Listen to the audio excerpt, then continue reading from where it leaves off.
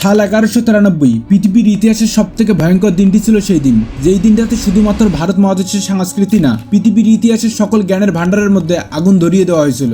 আজ যেখানে ভারত মহাদেশের সকল শিক্ষার্থীরা স্ট্যানফোর্ড ইউনিভার্সিটি বা পৃথিবীর বিখ্যাত অন্যান্য বিশ্ববিদ্যালয়ে পড়াশোনা করতে যায় এখনকার দিনে, কিন্তু কেমন একটা সময় বা এমন একটা দিন ছিল যেই সময় সারা বিশ্বের সকল শিক্ষার্থীরা ভারতের মধ্যে ন্যায়শাস্ত্র, সাহিত্য, জ্যোতিষবিদ্যা, জ্যোতির্বিজ্ঞান, সংস্কৃত এই সকল বিষয়ে জ্ঞান অর্জন করতে তখনকার পৃথিবী বিখ্যাত নালন্দা বিশ্ববিদ্যালয়ে ছুটে আসতো। কিন্তু 1193 সালে বখতিয়ার খিলজি নামের এক স্বৈরাচারী শাসক জ্ঞানের এত বড় ভান্ডারের মধ্যে আগুন ধরিয়ে দিয়েছিল যে আগুন একদিন কিংবা 2 দিন না, টানা 6টা মাস ধরে দাউ দাউ করে জ্বলতেছিল। আর এভাবেই ভারতীয়দের সাংস্কৃতিককে পুরো একটা পরিকল্পনার সঙ্গে পুরোপুরি মাটির সঙ্গে মিশিয়ে দেওয়া হয়েছে। তো চলুন বন্ধুরা জেনে আসি নালন্দা বিশ্ববিদ্যালয়ের অজানা কিছু ইতিহাস, যে ইতিহাসের প্রত্যেকটা পৃষ্ঠায় সনাতনীদের এবং বুদ্ধিস্টদের সাংস্কৃতিককে পুরোপুরি মাটির সঙ্গে মিশিয়ে দেওয়ার চেষ্টা করা হয়েছে। নালন্দা শব্দটি 3টি সংস্কৃত শব্দ দিয়ে তৈরি হয়েছে, না, আলম, দা, যার মানে জ্ঞানের প্রতীক। 4th শতাব্দীতে রাজা কুমারগুপ্ত পৃথিবী বিখ্যাত সেই নালন্দা বিশ্ববিদ্যালয় তৈরি করেছিলেন।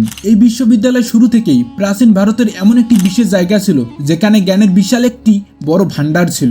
আর সেই বিশাল জ্ঞানের ভান্ডারের মধ্যে সাহিত্য, ধর্মচর্চা, লজিক, ম্যাথমেটিক্স, মেডিসিন আরো অন্যান্য বিষয়ে জ্ঞান অর্জন করতে কোরিয়ান, জাপান, চীন, তিব্বত, ইন্দোনেশিয়া, পারস্য, তুরস্ক, সারা পৃথিবীর হাজার হাজার বিখ্যাত ছাত্ররা ছুটে আসতো নালন্দা বিশ্ববিদ্যালয়ে জ্ঞান অর্জন করতে। শুধু যে নালন্দা বিশ্ববিদ্যালয় জ্ঞান ভান্ডারের জন্য বিখ্যাত ছিল এমনটা না, 57 একর জমির মধ্যে এমন একটি বিশাল আর্কিটেকচারের মাধ্যমে নালন্দা বিশ্ববিদ্যালয় তৈরি করা হয়েছিল, যার ভেতরে 8টি কম্পার্টমেন্ট ছিল: মন্দির, মনাস্ট্রিজ, ক্লাসরুম, হল, বৌদ্ধ স্তূপ, ডোমেস্ট্রিজ, লেক, এমনকি বিশ্ববিদ্যালয়ের ভেতরে পার্ক পর্যন্ত ছিল। 1500 বছর আগে এটি এমন একটি আশ্চর্যকর নির্মাণ ছিল যা পুরোপুরি লাল পোড়া মাটি দিয়ে তৈরি করা হয়েছিল।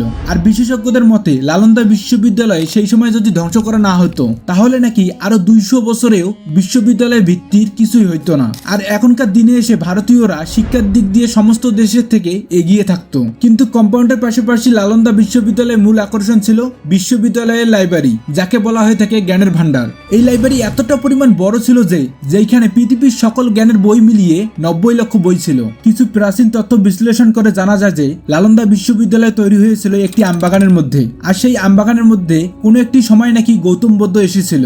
সেই সময় ওই আমবাগানটিকে 500 জন ব্যাপারী গৌতম বুদ্ধকে ভিক্ষা স্বরূপ দিয়েছিলেন। তাই গৌতম বুদ্ধ সেই সময় টানা 3টা মাস ধর্মচর্চা করেছিলেন ওই আমবাগানের মধ্যে। আর ধীরে ধীরে সেই জায়গাটি বুদ্ধিস্টদের জন্য একটি পবিত্র জায়গা হয়ে ওঠে। তখন কিছু বুদ্ধিস্ট ভিক্ষুকরা মিলে সেই আমবাগানের মধ্যে কিছু মন্দির তৈরি করেছিলেন। আর রাজা কুমারগুপ্ত সেই জায়গার মধ্যে নালন্দা বিশ্ববিদ্যালয় তৈরি করেছিলেন।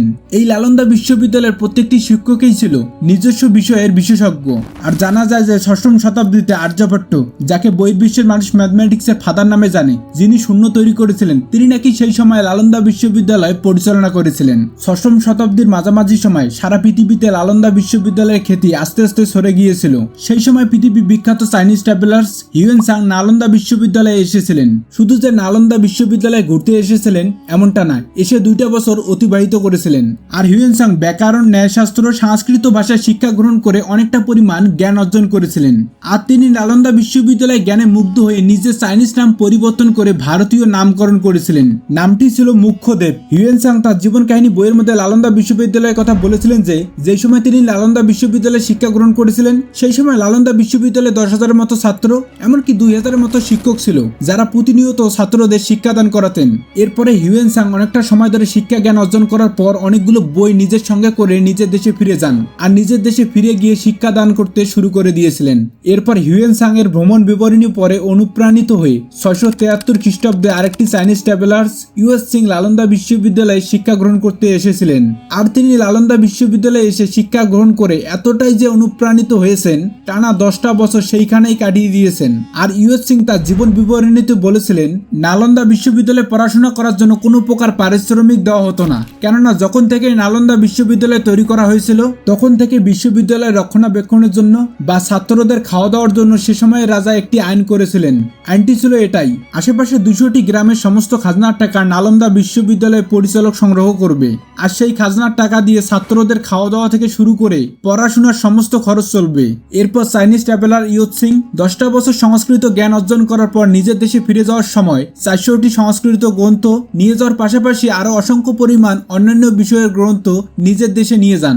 নালন্দা বিশ্ববিদ্যালয় তৈরি হওয়ার পর থেকেই একটার পর একটা হামলার শিকার হয় বারবার, কিন্তু ঠিক বারবার আগের মতোই মাথা উঁচু করে নিজেকে সুরক্ষা করার সঙ্গে সঙ্গেই হাজার হাজার শিক্ষার্থীদের শিক্ষাদান করাতেই থাকে। প্রাচীন ভারতের সব থেকে বিখ্যাত বা পৃথিবীর সব থেকে প্রাচীন নালন্দা বিশ্ববিদ্যালয় 4th শতাব্দীর মাঝামাঝি সময় থেকে 1200 শতাব্দী পর্যন্ত দীর্ঘ 800 বছর ভারতবর্ষের সঙ্গে সঙ্গে সারা পৃথিবীতে জ্ঞানের আলো ছড়িয়েছিল। কিন্তু এত হামলা আর এত সংঘর্ষের পরেও এমন একটি হামলা ছিল যেই হামলার কারণে সারা পৃথিবীতে জ্ঞানের আলো ছড়ানো নালন্দা বিশ্ববিদ্যালয় পুরোপুরিভাবে ধ্বংসস্তূপে পরিণত হয়ে যায়, আর জ্ঞানের আলো সারা পৃথিবীতে ছড়িয়ে দেওয়া দ্রব্য আলোকরশ্মিটি পুরোপুরিভাবে নিভে যায়। এটা ছিল সেই সময় যেই সময় বখতিয়ার খিলজি ভারতে এসেছিলেন।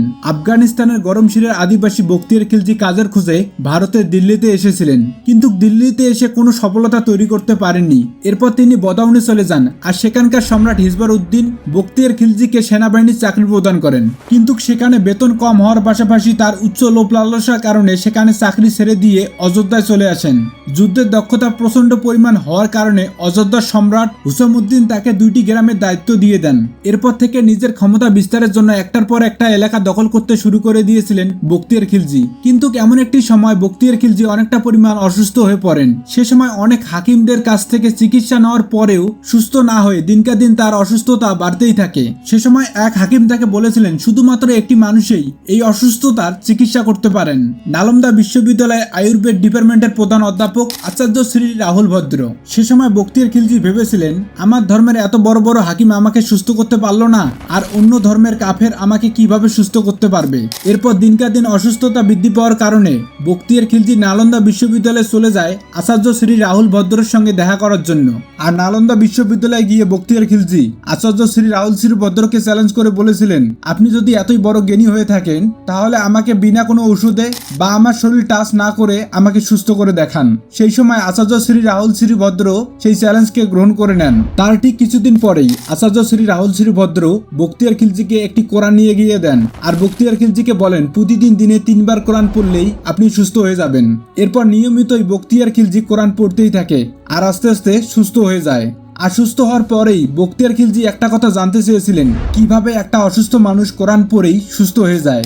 এই জন্য অতি তাড়াতাড়ি বখতিয়ার খিলজি সুস্থতার কারণ জানার জন্য আচার্য শ্রী রাহুল শ্রী ভদ্রকে রাজবাড়িতে ডাকে। রাজবাড়িতে ডাকার সঙ্গে সঙ্গেই বখতিয়ার খিলজি আচার্য শ্রী রাহুল শ্রী ভদ্রকে একটি প্রশ্ন করেন, একটি অসুস্থ মানুষ ওষুধ না খেয়ে কোরআন পড়েই কিভাবে সুস্থ হতে পারে? সেই সময় আচার্য শ্রী রাহুল শ্রী ভদ্র বলেছিলেন আপনাকে পড়তে দেওয়া কোরআনের প্রত্যেকটি পৃষ্ঠায় ঔষধ লাগানো আছে। আপনি যখন প্রতিনিয়ত কোরআন পড়েছিলেন আস্তে আস্তে সেই ওষুধ আপনার শরীরে পৌঁছে গিয়েছে, আর এভাবেই আপনি কোরআন পড়েই সুস্থ হয়ে গিয়েছেন। এই কথা শোনার পর বখতিয়ার খিলজি মনে মনে অনেকটাই রাগান্বিত হয়ে যায়, আর ভাবতে লাগে বেধর্মী কাফের এত জ্ঞান অর্জন করলো কোথা থেকে, যে জ্ঞান আমার ধর্মের মানুষেরাও অজরায়নি। আর এই কাফেরদের জ্ঞান যদি সারা পৃথিবীতে ছড়িয়ে যায় তাহলে তো কাফেররাই সারা পৃথিবীতে মানুষের কাছে শিক্ষাগুরু হয়ে থাকবে।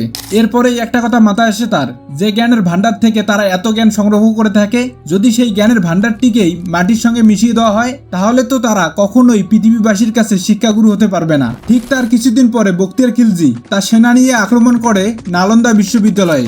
সেই আক্রমণে নালন্দা বিশ্ববিদ্যালয়ে পড়তে আসা হাজারো ছাত্রদের পাশাপাশি অসংখ্য পরিমাণ শিক্ষককে নির্মমভাবে হত্যা করে বখতিয়ার খিলজি আর তার সেনারা। আর অনেক বৌদ্ধিস্ট মন্দিরের পাশাপাশি নালন্দা বিশ্ববিদ্যালয়ে আগুন ধরিয়ে দেয়। এমনকি সে সময় নালন্দা বিশ্ববিদ্যালয়ের লাইব্রেরি, যেখানে 90 লক্ষের মতন বই ছিল, যাকে জ্ঞানের ভান্ডার বলা হয়েছিল, সেখানেও আগুন ধরিয়ে দেয় বখতিয়ার খিলজি আর বখতিয়ার খিলজির সেনারা। আশেপাশের বুদ্ধিস্ট মন্দির কিংবা ছাত্রদের থাকার জায়গার আগুন একদিন কিংবা 2 দিনের ভেতরে নিভে গেলেও সেই জ্ঞানের ভান্ডারের আগুন টানা 6টা মাস ধরে দাউ দাউ করে জ্বলতেছিল। নালন্দা বিশ্ববিদ্যালয় ধ্বংসের পর ভারতবর্ষে আস্তে আস্তে বুদ্ধিস্টদের পতন হতে শুরু হয়েছিল। আর কয়েক বছরের মধ্যে নালন্দা বিশ্ববিদ্যালয়ের জ্ঞানের কথা বা নালন্দা বিশ্ববিদ্যালয়ের শিক্ষার কথা পুরোপুরি পৃথিবীর মানুষের চোখে আড়াল হয়ে যায়। এরপর 1811 সাল থেকে 1812 সাল নাগাদ স্থানীয় কিছু আদিবাসীরা দেখেন যে প্রাচীন একটি বিশাল চত্বর, যা শুনে ফ্রান্সিস বুকানন হ্যামিলন জায়গাটি দর্শন করতে আসেন। এসে সেই স্থানে দেখেন অনেক প্রাচীন ধ্বংসবিশেষ। তারপর সঙ্গে সঙ্গেই তিনি ভারতীয় পুরাতত্ত্ববিদদের জানান। অনেকটা সময় ধরে ভারতীয় পুরাতত্ত্ববিদরা সেই স্থানে খনন করে তারা এইটা বুঝতে পারেন যে এটাই সেই জায়গা যে জায়গার কথা চাইনিজ ট্রাভেলার্স হিউয়েন সাং তার জীবন কাহিনীতে বলেছিলেন। সঠিকভাবে সুনিশ্চিত হওয়ার জন্য ভারতীয় পুরাতত্ত্ববিদরা আশেপাশে সব জায়গায় খনন কার্য চালায়। আর তারা কিছুদিন পরে পুরোপুরিভাবে বুঝতে পারেন যে এটাই সেই জায়গা ছিল বা এটাই সেই বিশ্ববিদ্যালয় ছিল যেখানে জ্ঞানের ভান্ডার ছিল। যেই জ্ঞানের ভান্ডারের জ্ঞান অর্জন করতে সারা পৃথিবীর মানুষ ভারতবর্ষে ছুটে আসতেন। এরপরে 1982 সালে আবারও ভারতীয় পুরাতত্ত্ববিদরা নালন্দা বিশ্ববিদ্যালয়ে খনন কার্য চালায়। আর সেই সময় তারা ইটের তৈরি 6টি মন্দিরের সাথে সাথে একটি প্যাসেজ আরো অনেক প্রাচীন জিনিস খুঁজে পায় সেই নালন্দা বিশ্ববিদ্যালয়ে। আর সেই খনন কার্য করার পর তারা বুঝতে পারেন যে যতটুকু অংশের মধ্যে খনন করা হয়েছে তার থেকে অনেক গুণ বেশি মাটির নিচেই অবশিষ্ট আছে। এরপর 2006 সালের মার্চ মাসে ভারতের রাষ্ট্রপতি ডক্টর এপিজে আব্দুল কালাম একটি ভাষণের মাধ্যমে নালন্দা বিশ্ববিদ্যালয়কে আবারও নির্মাণ করার কথা বলেছিলেন, যা একটি জ্ঞান ভান্ডারকে পুরোপুরিভাবে পুনর্জীবিত করা।